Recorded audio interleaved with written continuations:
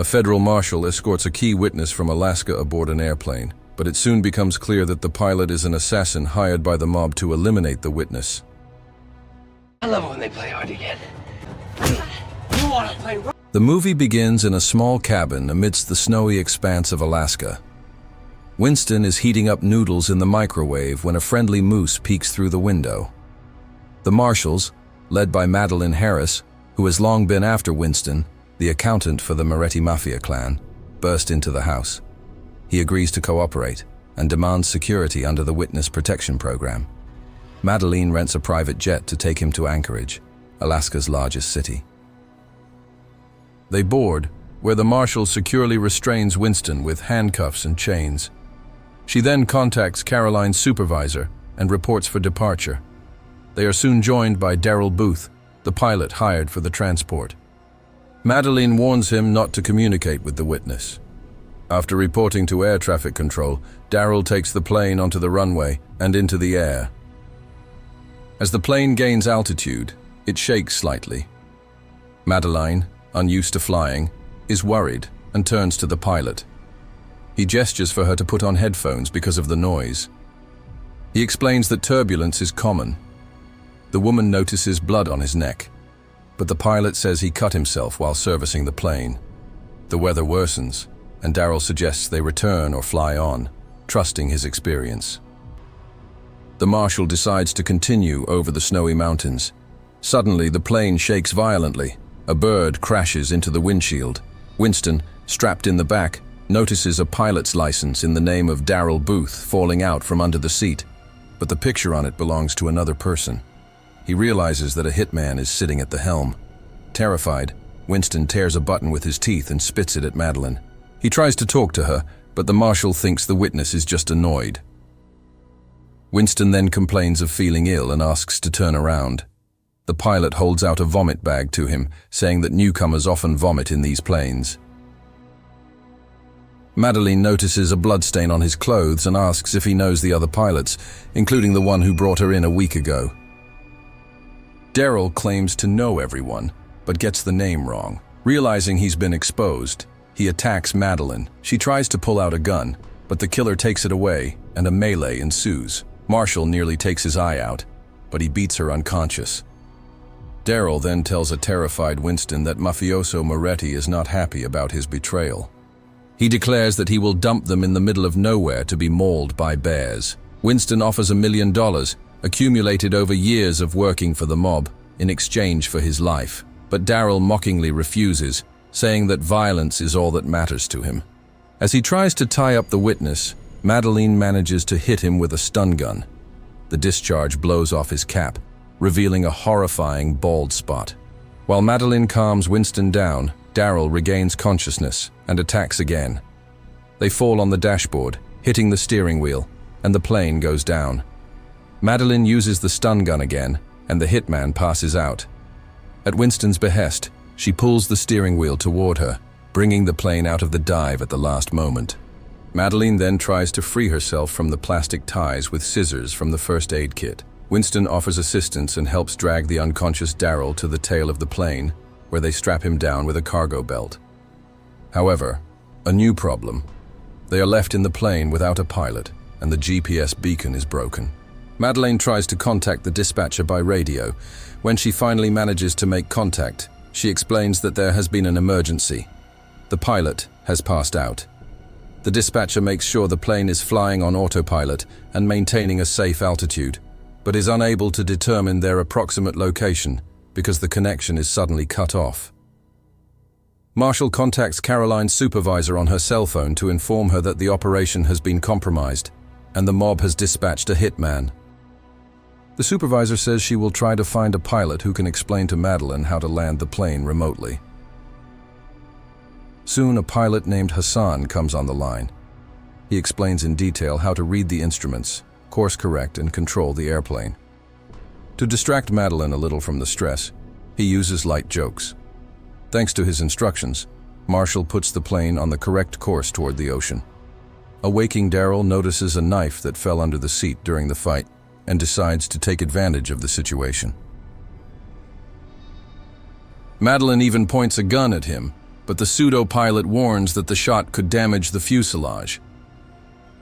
Daryl refuses to help with the controls of the plane. Soon Caroline comes on the line.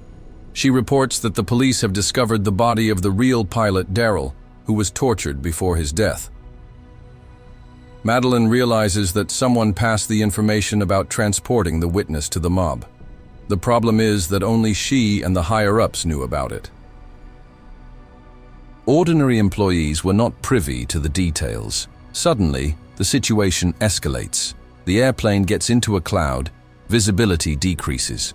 Winston, fearing a collision, offers to gain altitude, despite the assertions of the hitman that everything is under control. After exiting the clouds, Madeline sees the mountainside and tries to raise the nose of the plane, but it fails until Winston disengages the autopilot. The plane gains altitude sharply and miraculously avoids a collision, only slightly hitting the snowy peak. Recovering from the shock they have experienced, the crew doesn't notice Daryl hiding the knife that rolled away during the maneuver. While Madeline and Winston discuss next steps, Daryl uses his stolen glasses to cut the leather belt to which the handcuffs are attached.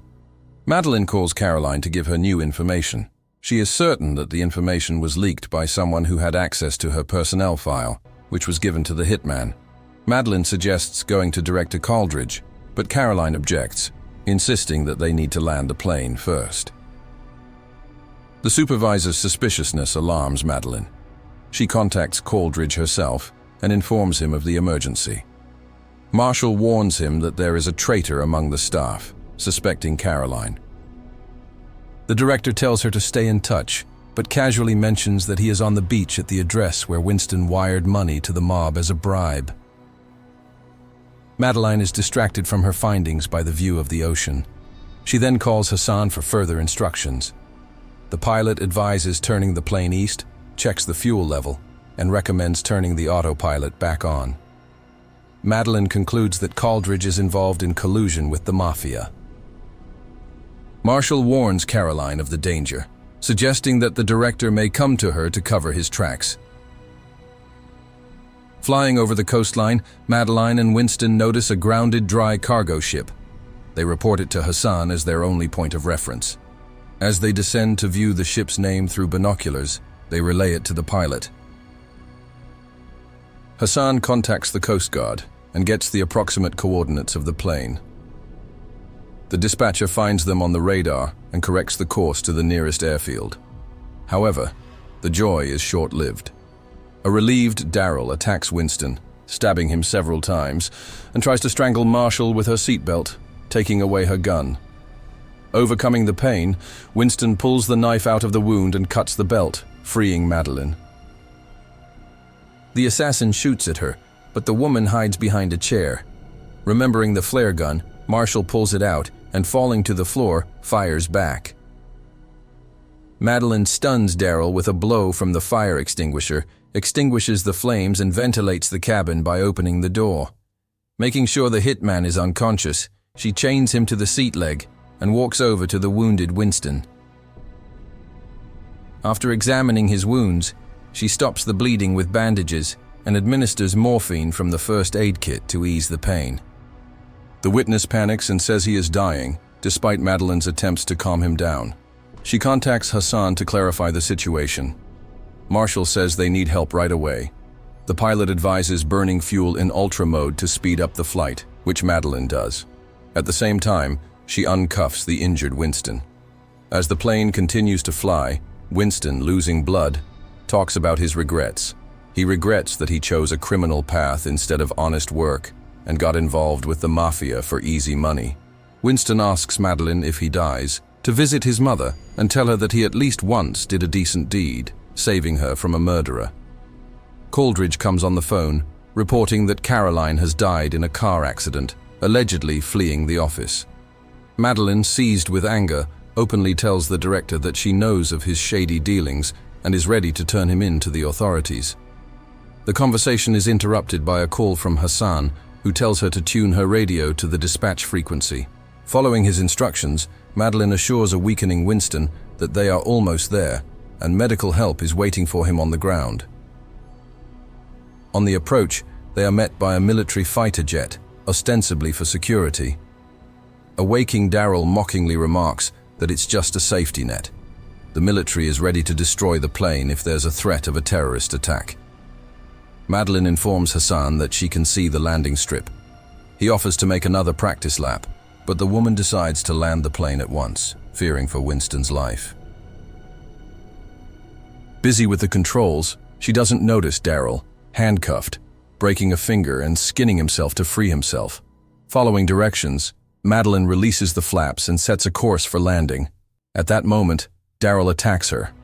The plane veers off course, causing alarm to the military, but Madeline, after eliminating the assassin with a few shots, takes control of the plane again. Suddenly, the engine dies, out of fuel. Hassan assures her that this is even better, as the risk of fire is reduced. Madeline steers the plane toward the brightly lit runway, trying to keep it level. The landing gear touches the surface, but due to her lack of experience, the plane starts bouncing on the concrete. One of the struts breaks, and the airplane flies forward, losing parts of the hull. During a jolt, an injured Daryl falls out of the cabin, and after flipping over several times, ends up under the wheels of a fire truck, completing his fate. The plane comes to a stop on the side of the road. Emergency vehicles pull up quickly. Madeline, taking off her headphones, shakes Winston awake. He regains consciousness and thanks her for the successful landing. A pair of medics climb into the cabin to assist, reporting that a third passenger has fallen out and did not survive. Once off the plane, Madeline watches as Winston is loaded onto a stretcher and taken to the ambulance. Hassan appears, but the joy of the meeting is marred by a suspicious policeman with a cell phone who gets into the car with Winston. Suspecting something wrong, Madeline rushes after him. Opening the door, she sees the corrupt cop strangle Winston and shoot the killer. After hugging the rescued witness, Madeline hears Coldridge's voice from the perp's phone, wondering if the task is complete. Picking up the phone, she informs the director that Winston survived, but that his days are numbered. This is where the movie ends,